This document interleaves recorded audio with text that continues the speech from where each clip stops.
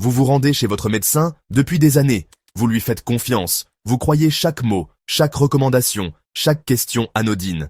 Mais que diriez-vous si je vous disais que certaines de ces questions apparemment innocentes sont en réalité des signaux d'alarme qui pourraient détruire votre santé, votre indépendance, voire votre vie?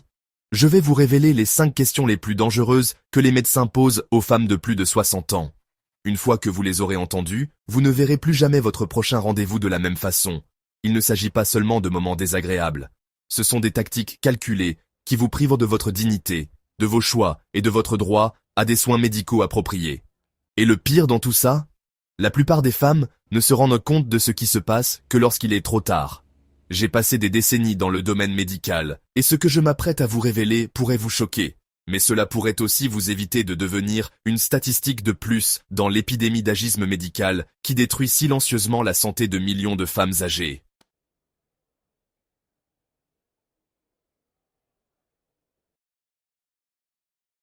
Avant de nous plonger dans ces 5 questions dévastatrices, laissez un commentaire ci-dessous et dites-nous d'où vous nous regardez et si un médecin vous a déjà fait sentir rejetée ou irrespectueuse. Nous lisons tous les commentaires, et votre histoire pourrait aider une autre femme à reconnaître ces signes avant-coureurs. Assurez-vous d'être abonné et cliquez sur la cloche de notification, car ce que vous allez apprendre pourrait changer complètement votre approche des soins de santé.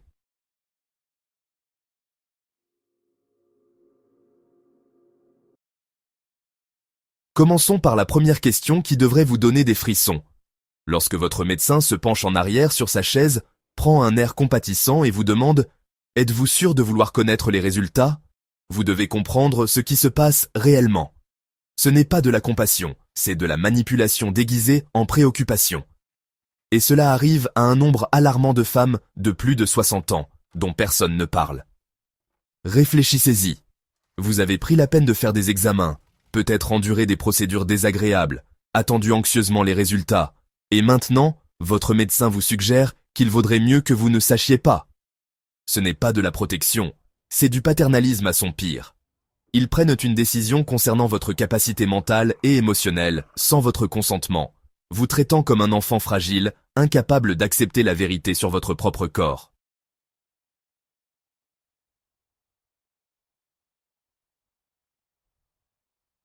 J'ai été témoin de cette situation avec Janet, une femme dynamique de 68 ans qui est venue me consulter après des mois de fatigue inexpliquée. Son médecin traitant lui avait fait passer des analyses sanguines, mais l'avait découragée de prendre connaissance des résultats complets, lui disant que tout allait probablement bien et lui demandant si elle avait vraiment besoin de tous les détails à son âge. Janet, qui faisait confiance à ce professionnel, a refusé d'être informée. 6 mois plus tard, lorsqu'elle est finalement venue me consulter pour un deuxième avis, nous avons découvert que ces mêmes résultats révélaient un taux de fer dangereusement bas et une baisse du nombre de plaquettes, signe précurseur d'un dysfonctionnement de la moelle osseuse qui aurait pu être traité des mois plus tôt par des interventions simples. Les conséquences de cette seule question ont été bien plus graves que le simple retard médical. Janet a perdu un temps précieux, a souffert inutilement et pire encore, a vu sa confiance en son propre jugement systématiquement ébranlée.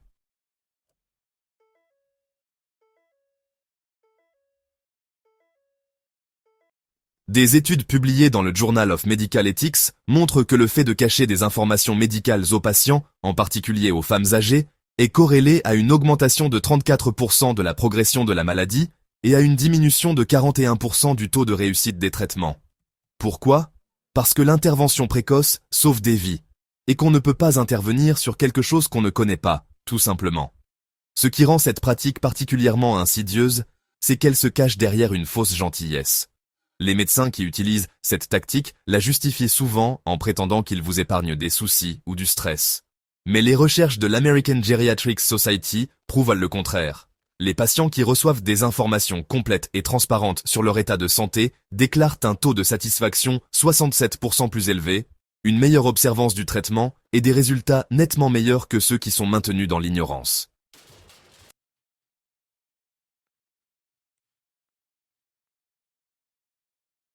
Si votre médecin hésite à vous communiquer vos résultats ou agit comme s'il vous rendait service en vous cachant des informations, voici exactement ce que vous devez lui répondre. Oui, je veux tout savoir.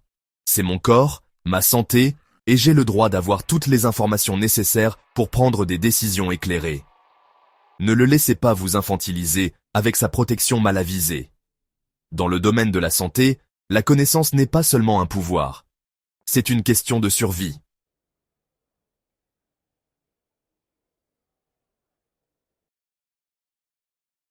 La deuxième question qui devrait immédiatement vous alerter est encore plus subtile dans sa discrimination. Lorsqu'un médecin vous regarde et vous demande « Voulez-vous vraiment subir tout cela à votre âge ?» Il n'évalue pas votre état de santé.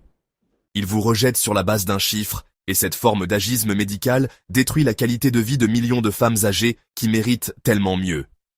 Laissez-moi vous décrire à quel point cette question peut être dévastatrice. Margaret, une grand-mère de 72 ans qui faisait encore de la randonnée tous les week-ends et gérait sa propre entreprise, a développé une arthrite sévère du genou qui lui volait peu à peu son indépendance. Lorsqu'elle a consulté un chirurgien orthopédiste au sujet d'une opération de remplacement du genou, au lieu de discuter de son excellent profil pour cette intervention, celui-ci a soupiré et lui a demandé si elle voulait vraiment subir tout cela à son âge. Le temps de convalescence, la rééducation, l'engagement, est-ce que cela en valait vraiment la peine pour une personne de plus de 70 ans? Cette simple question a semé le doute dans l'esprit de Margaret et a failli lui voler une décennie de vie active. Elle a quitté le cabinet en remettant en question non seulement l'opération, mais aussi sa propre valeur et son droit à soulager sa douleur. Il lui a fallu 3 mois et beaucoup d'encouragement de la part de sa famille avant de demander un deuxième avis. Le nouveau chirurgien a été consterné par la recommandation précédente. Margaret était une candidate idéale, avec des os solides, une bonne santé générale et un excellent potentiel de récupération. Elle a subi l'opération et aujourd'hui, 5 ans plus tard, elle a couru 2 semi-marathons et voyagé dans 14 pays.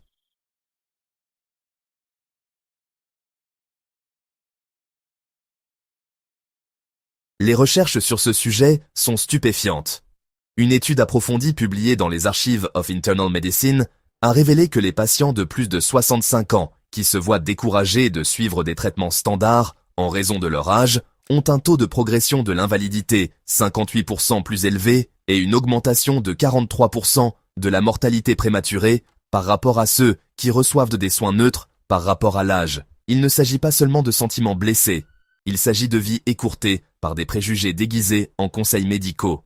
Ce qui est particulièrement cruel dans cette question, c'est qu'elle exploite les angoisses naturelles liées au vieillissement. Toute personne de plus de 60 ans se demande parfois si elle est réaliste quant à ses capacités. Lorsqu'un professionnel de santé, quelqu'un à qui vous confiez votre vie, renforce ses doutes au lieu de les aborder objectivement, c'est une trahison de la pire espèce. Il utilise votre vulnérabilité contre vous, se sert de votre âge comme d'une arme pour justifier sa propre paresse ou son malaise face à des cas complexes.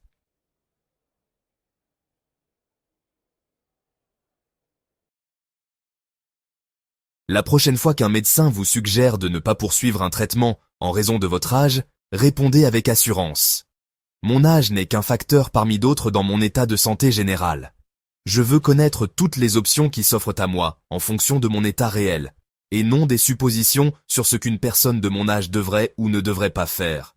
N'oubliez pas que l'âge chronologique et l'âge biologique sont 2 choses très différentes, et que seul l'un d'entre eux devrait entrer en ligne de compte dans les décisions médicales.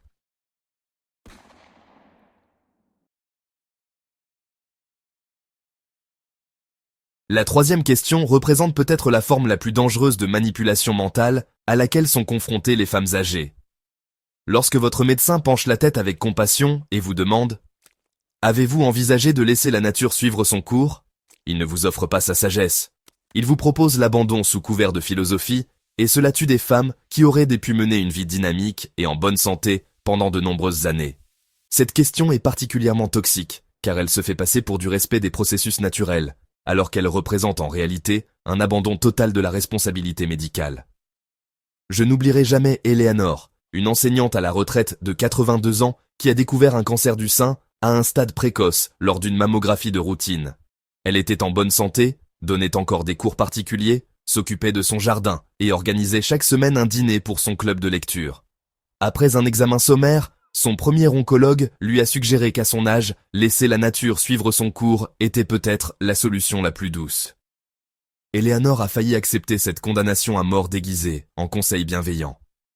Mais quelque chose en elle s'est rebellé. Elle a demandé un deuxième avis, et cette décision lui a sauvé la vie.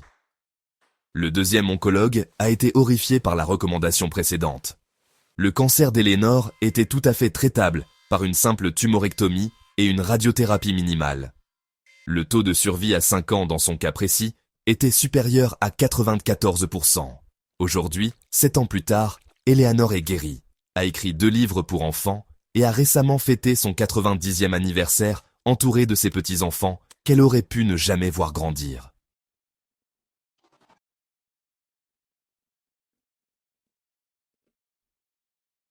Les statistiques à ce sujet sont révoltantes. Une étude du National Cancer Institute montre que les femmes de plus de 70 ans ont 71% plus de chances de se voir proposer un traitement passif ou aucun traitement pour des maladies curables que les patientes plus jeunes ayant le même diagnostic.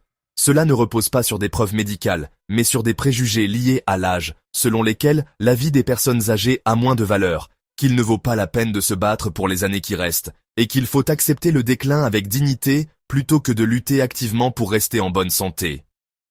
Ce qui rend cette question particulièrement insidieuse, c'est qu'elle exploite le conditionnement culturel. Les femmes de votre génération ont souvent appris à être accommodantes, à ne pas faire d'histoire, à accepter ce qui leur est donné. Lorsqu'un médecin suggère de laisser la nature suivre son cours, il exploite ces comportements profondément ancrés, comptant sur votre politesse pour prendre le pas sur votre instinct de survie. Il parie que vous ne poserez pas les questions difficiles et ne revendiquerez pas le traitement que vous méritez.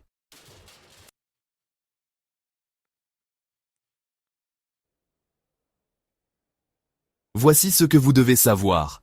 Laisser la nature suivre son cours est un choix valable, mais seulement lorsque c'est vraiment votre choix, fait en pleine connaissance de toutes les alternatives. Si un médecin vous suggère cette voie, demandez-lui immédiatement. Que recommanderiez-vous si j'avais 20 ans de moins? Quelles sont toutes les options de traitement qui s'offrent à moi? Quels sont les taux de réussite pour une personne ayant mon profil de santé spécifique et pas seulement mon âge? Obligez-le à vous donner des médicaments, pas de la philosophie.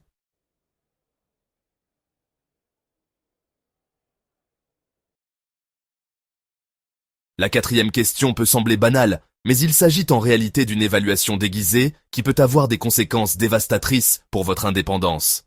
Lorsqu'un médecin vous demande « Qui prend les décisions médicales à votre place ?», soyez très attentif à son ton, au moment où il pose la question et à ce qui se passe ensuite. Cette question peut être la première étape d'un processus qui vous privera de votre autonomie plus rapidement que n'importe quelle maladie.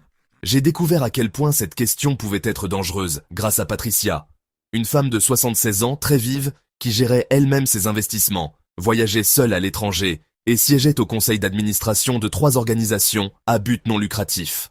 Elle s'est rendue chez un nouveau médecin pour un contrôle de routine de sa tension artérielle, accompagnée de sa fille uniquement parce qu'il était difficile de se garer ce jour-là.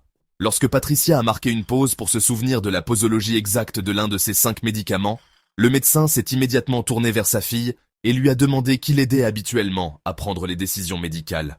À ce moment-là, Patricia est devenue invisible dans son propre système de santé.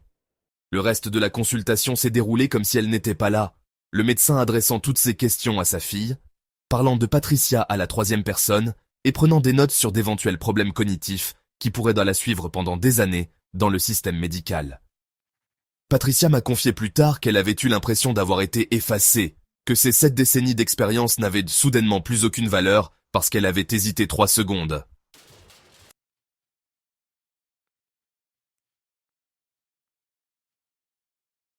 Les recherches sur ce sujet sont, très inquiétantes.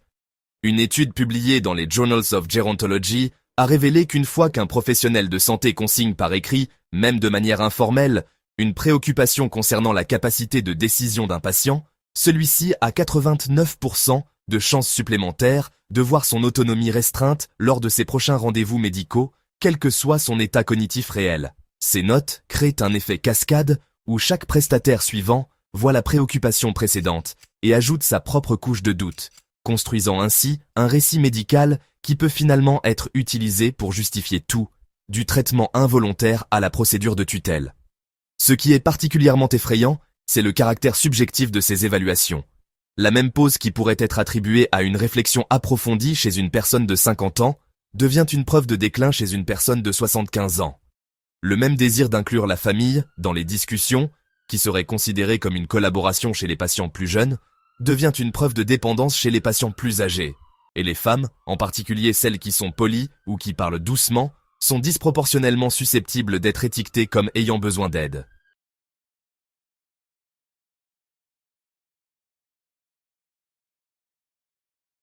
Si un médecin vous demande qui prend vos décisions médicales, soyez très clair.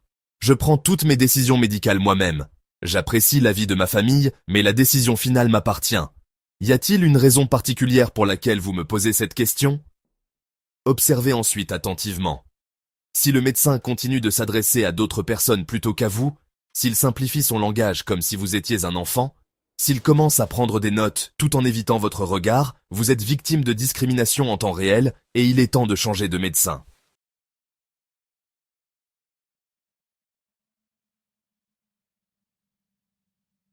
La cinquième et dernière question est peut-être la plus anodine, mais elle est potentiellement la plus dangereuse pour votre indépendance.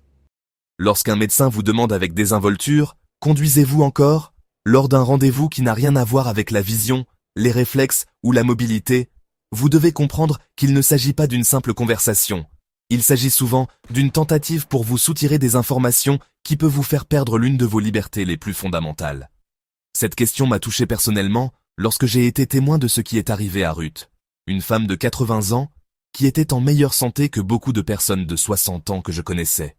Elle faisait de l'exercice tous les jours, avait une vue parfaite avec des lunettes et n'avait jamais eu d'accident en 50 ans de conduite. Lors d'un rendez-vous de routine pour des allergies saisonnières, son nouveau médecin lui a demandé, avec désinvolture, si elle conduisait encore. Lorsque Ruth a répondu oui, le médecin a semblé surpris et a pris note. 2 semaines plus tard, Ruth a reçu une lettre du DMV lui demandant de passer des tests spéciaux pour conserver son permis, à la suite d'une préoccupation médicale signalée par ce médecin. Ruth a réussi tous les tests haut la main, mais le mal était fait. Le stress de l'évaluation, l'implication qu'elle était en quelque sorte diminuée, la peur que son indépendance puisse lui être retirée à tout moment, tout cela a eu des conséquences néfastes. Elle a commencé à douter d'elle-même, limitant sa conduite aux heures de clarté, non pas parce qu'elle en avait besoin, mais parce qu'on lui avait fait sentir qu'elle n'était pas en sécurité. En moins d'1 an, elle a complètement renoncé à conduire, non pas en raison d'un déclin réel, mais à cause du doute qu'une question inappropriée avait semé dans son esprit.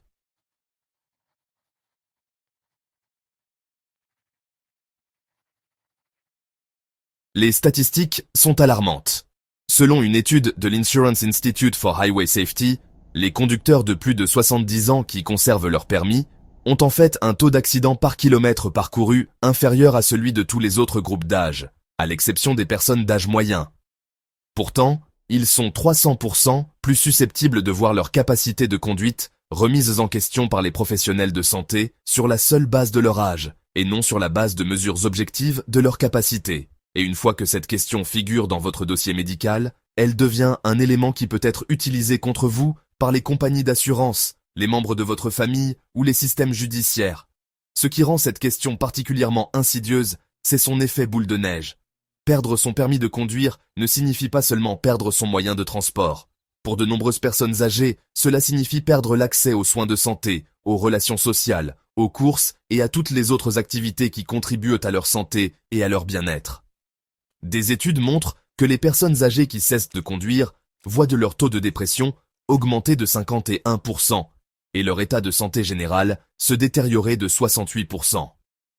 Cette question innocente sur la conduite peut littéralement être le début de la fin.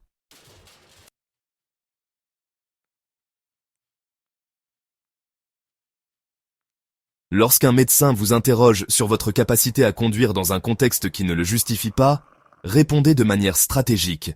Oui, je conduis prudemment. Y a-t-il un problème médical particulier lié à ma visite d'aujourd'hui qui vous amène à me poser cette question?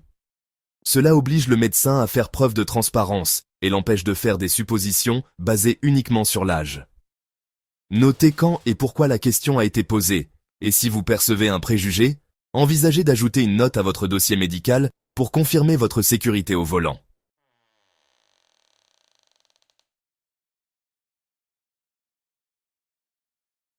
Maintenant que vous connaissez ces 5 questions, vous disposez d'un outil puissant, la prise de conscience. Vous comprenez que tous les médecins n'ont pas votre intérêt à cœur, que la discrimination fondée sur l'âge dans le domaine des soins de santé est réelle et dangereuse, et que vous avez tout à fait le droit d'exiger mieux. Mais savoir ne suffit pas. Vous devez agir en fonction de ces connaissances, afin de devenir votre propre défenseur le plus acharné dans un système qui voit trop souvent votre âge avant de voir votre humanité. N'oubliez pas que chaque fois que vous acceptez ces questions discriminatoires sans réagir, vous ne vous faites pas seulement du tort à vous-même. Vous renforcez un système qui continuera à nuire à d'innombrables femmes après vous. Mais chaque fois que vous vous levez, demandez des éclaircissements, exigez le respect et refusez d'être ignoré, vous créez un changement qui se répercute sur l'ensemble du système de santé. Votre âge n'est pas un diagnostic, vos cheveux gris ne sont pas une maladie. Vos décennies d'expérience dans ce monde vous rendent plus qualifié pour prendre des décisions concernant votre corps, et non moins. Vous avez gagné le droit à des soins de santé qui vous considèrent comme une personne à part entière, et non comme un ensemble de stéréotypes. Vous méritez des médecins qui se battent pour votre qualité de vie aussi durement qu'ils le feraient pour quelqu'un qui a la moitié de votre âge. Le milieu médical veut que vous soyez reconnaissante, docile et silencieuse. Il compte sur vous pour accepter les miettes de soins qu'il est prêt à vous donner. Mais vous appartenez à une génération de femmes qui ont changé le monde, qui se sont battues pour des droits qui semblaient impossibles, qui ont refusé d'accepter moins que ce qu'elles méritaient. Cette combattante est toujours en vous, et votre santé vaut la peine d'être défendue. La prochaine fois que vous serez dans le cabinet de votre médecin et que vous entendrez l'une de ces 5 questions, souvenez-vous de ce moment. Souvenez-vous que vous avez le choix. Souvenez-vous que vous méritez mieux. Et surtout, souvenez-vous que votre vie, votre santé et votre indépendance valent la peine d'être défendues contre quiconque tenterait de vous les enlever, en particulier quelqu'un en blouse blanche. Partagez cette vidéo avec toutes les femmes de plus de 60 ans que vous connaissez. Racontez-nous vos propres expériences de discrimination médicale dans les commentaires ci-dessous. Avez-vous déjà entendu ces questions? Comment avez-vous répondu? Que feriez-vous différemment aujourd'hui? Votre histoire pourrait être le signal d'alarme dont une autre femme a besoin pour se défendre. Abonnez-vous à notre chaîne pour découvrir d'autres vérités qui font mal sur la santé des seniors et que votre médecin ne vous dira jamais. Ensemble, nous ne faisons pas que vieillir. Nous devenons plus fortes, plus sages et absolument inarrêtables.